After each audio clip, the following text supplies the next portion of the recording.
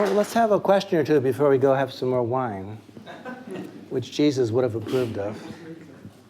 Anybody have a question, thought for me? Yes, please. I was just wondering what you said about the intersection of the timeless of the time. Mm-hmm. I think one of the most important things is that he says, in four quartets, is in my end is my beginning. Mm-hmm. In my beginning is my end. So Yeah. it's a circularity. Absolutely. I think I think it's the circularity that interested him. I think also that basically he was a critic foremost as well as a poet, in the sense that after four quartets he said he would never write another poem because it being too expensive for him to write poetry. Well, it probably exhausted him. Well, yes. Yes. But I think, if I wrote the four quartets, I'd kind of retire. I think I'd say, been there, done, no need. And I think it is really his last word. I think it's his greatest work by far. Yes. By far. Nothing compares. And Wasteland was sort of a breakdown. It was like yeah. a whole society. It was kind of it means amazing, phrases and work in there, but it's kind of a breakdown. But then certainly in the four quartets, he pulls it together. Exactly. All the bits, I think, are put into one poem. Yeah, it's amazing how he integrated his entire philosophy. Yeah. And I think the line of the fire and the rose. Fire and the rose are one. Exactly. It's beautiful at the end of Little Gidding. Wonderful, the end of life, the beginning of life. I had a student the other day, a Muslim in my class. I said this poem combines, obviously Christian thinking with a bit of Buddhism and Hinduism. And he raised his hand. He said, there's a line here straight from the Quran. And I thought, whoa, I missed that one. But Eliot's, always there before you. It's another question. Yes, please. Do you think he could have found spiritual satisfaction in any other traditions which perhaps he had considered following? Well, if you read his book on the idea of a Christian society, I think he so believed in being where you are. And if you're living in England, and if you're living within a Christian tradition, and you want to live within a community, that I think he had a profound belief in Christianity as being the absolute way to go. So I have a hard time imagining that Eliot could have been happy, say, as a Buddhist. Maybe if he were living in Vietnam, that would have been the route he would have taken. So you wouldn't say that he was a believer in the tradition of the place that one found oneself living in. You think he was, rather than that, he was an actual Christian.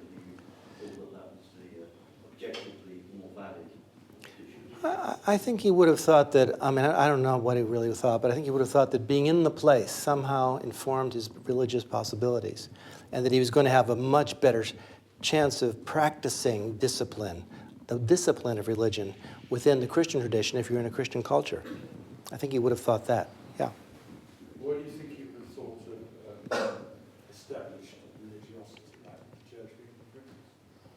Well, I think the religiosity would have troubled him, that word. I think that he believed in established religion. He kind of did like the idea, as you know, of an established religion. He liked the fact that England had an established religion. But I think, if you read Four Quartets, here's a man who is really open to all the possibilities of the Spirit and is not going to be, could never stand religiosity. I mean, he was a genuine practitioner. And I think in the practice, he found his deepening faith. But I think he would not have been judgmental about anyone else finding faith in some other vein. That's my guess. Yes, sir. It seems to me that prayer is a very paradoxical kind of term in our culture. On one hand, it suggests an activity that you do in a full religious setting, or at least in a religious setting. Mm-hmm. Most people don't think about that, but then on the other, it is said that he doesn't have a prayer, which is to say that, of course he would have a prayer, that's what he would wish to do. Or you might say that there are no atheists in the trenches. I think that's probably because people in the trenches are, as it were, driven to pray.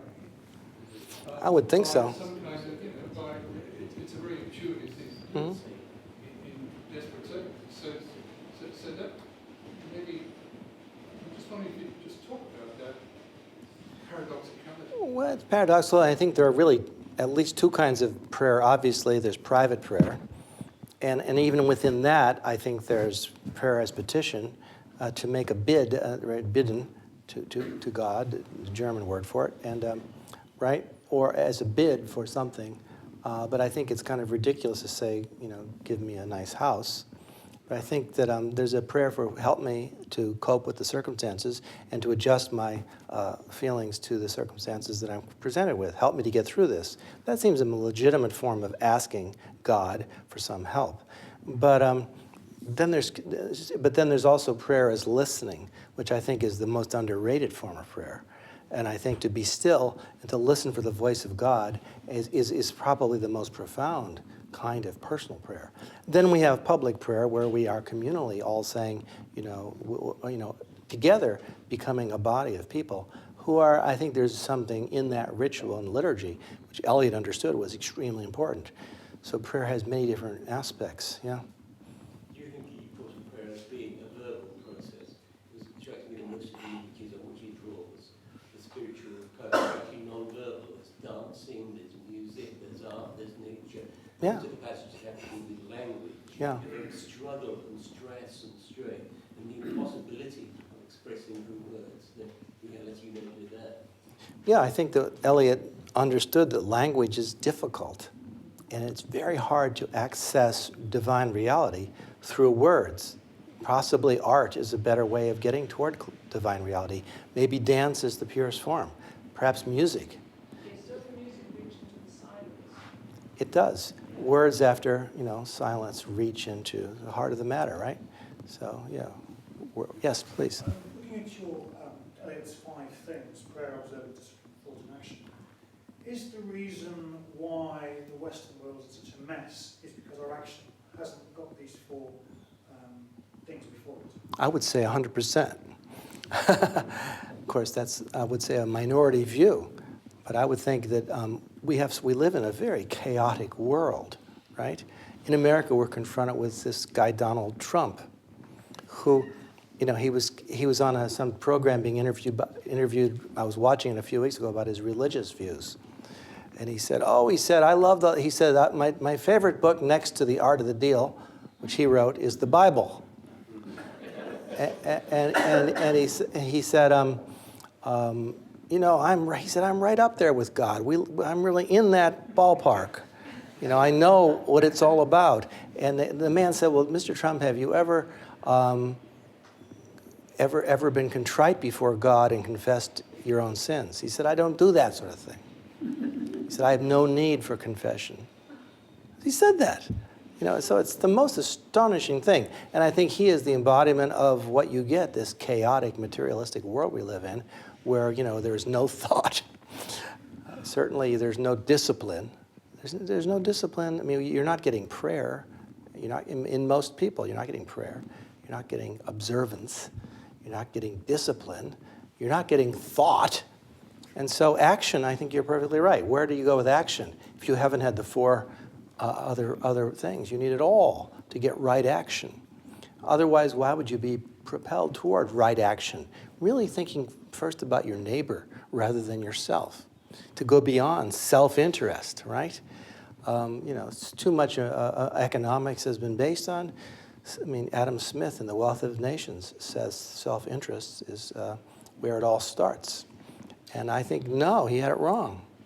I think, if you've been properly practicing a religious faith, you realize that, it doesn't begin with self-interest. It begins with interest in the other. That's where it really begins. So it's the opposite of that. Yes? Something about the way you describe reading with your students, Mm-hmm. The way encounter with the poem is an individual matter, where Mm-hmm. each have their own interpretation, Mm-hmm. but it also is a communal, or can be an active Yes. sort of communion where people are arriving at understanding. Well, that's where poetry functions like Scripture, right? I mean, how is Scripture used, right? What was Jesus' first act, public act, was to go up and stand in the synagogue, the ecclesia, in a gathering in Nazareth, and read from the book of Isaiah, right? And this is a communal act of reading. I mean, that's one of the first things Jesus does, is read poetry with other people. And people probably knew the words very well. And so I think, that's one of the functions of poetry, is to read together. Yeah, reading together, seeing together. Yes? Seems to be that one of the strongest features of the Anglo-Catholic tradition is sacramental practice and the importance of sacramental life. Yes. Could you say a little bit about how you see that fitting into these five? Well, I think when you talk about observance, I think that's part of having, and discipline go together, observance and discipline. And I think the sacramental life, the Eucharistic moment, is huge because it's the moment of access to the divine. So I think that, and also group practice, and becoming the one body, right? I think it's incredibly symbolic, but it's real in every way.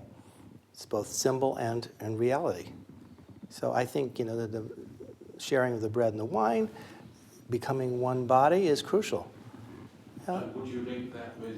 I'd link it with the moment of the intersection of the timeless with time? Yeah, I think this is one place where you're going to get the intersection of the timeless with time, is in the Eucharistic meal.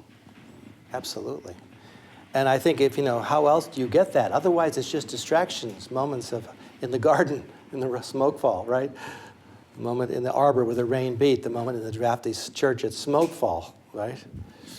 So at least with the discipline of a regular liturgy, you are getting the Eucharistic meal and you're having a point of the intersection of the timeless with time. Well, yes? It may be too late in a whole other paper, but I'll ask you about all the moments of death in the four quartets. And what do you think he's trying to say about death? Well, I think he's thinking, especially in each part 4 of each quartet, is a kind of meditation on death. And I also think he's thinking about, it gives us the other epigraph to the 4 quartets, which is that the way up and the way down are the same. And so one of the ways to eternity is through the negative way, the via negativa, and through the way of dislocation, the way of disaffection. And I think Eliot would see death as the door to life.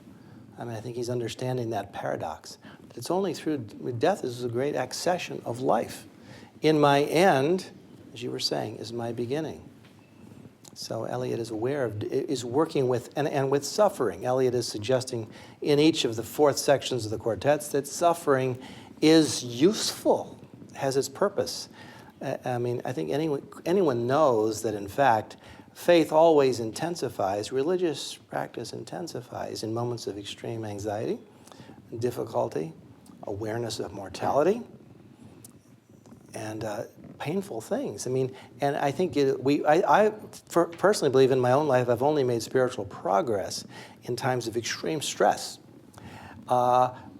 Fortunately or unfortunately, we all are given these things every day of our lives, practically. Some of us we're all given moments of extreme stress. Extreme stress. I don't think anybody gets out. If you've read the fine print in the contract, there's going to be an awful lot of that. So I consider all these moments of extreme stress, while horrible, are moments when we really can make spiritual progress. So I think Eliot is suggesting as much. Well, one more question. Ask you whether that would have actually meant something to Christopher Hitchens. Well, he was. Because at some point he realized he was dying. I was thinking about you debating Christopher Hitchens, whether there was any point at which you either did feel that Eliot could be useful in making your argument, or whether afterwards or even now. Because there's quite a lot that you've been talking about and others have been talking about too, where I felt that there was, both at an intellectual and at a human level, an interface with the way that Hitchens... It's funny, I sat with Hitchens in the sort of back of the theater afterward. He seemed very human, very vulnerable, and he said, I will be dead in about a year. And he was and I thought in that vulnerability, he probably came closest to faith in something, Interestingly enough, I think I could see his heart did not seem in arguing against God. And I felt almost like, you know, this is ridiculous. I'm not. This is not a fair fight. You know. He had time. What's that? He had time. Well, he was, you know, he had cancer and he was going to be. So He had time to think. he had time to think. It's better than being a craftsman when you don't have time to think about it. That's true. So maybe he had some deep thoughts toward the end. Well, listen, thank you for your attention.